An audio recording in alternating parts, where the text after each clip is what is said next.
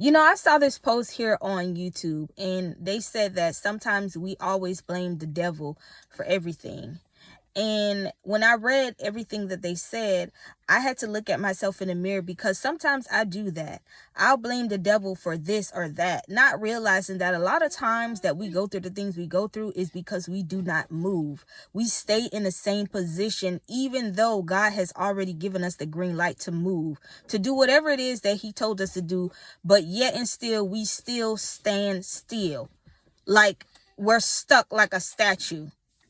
And sometimes, don't get me wrong, it is a spiritual attack. But if you're not praying, if you're not fasting, if you're not communicating with God, if you're not reading the word, if you're not reading God's word over your life, then how can you expect to move into the next position?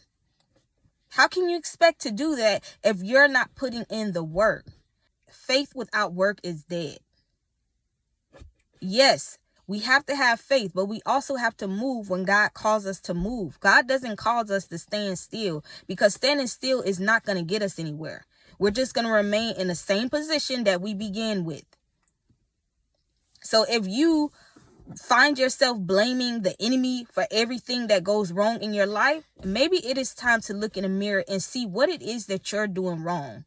And I'm speaking to myself when I say this, because like I said, I do this sometimes as well. I say, oh, the devil out to get me.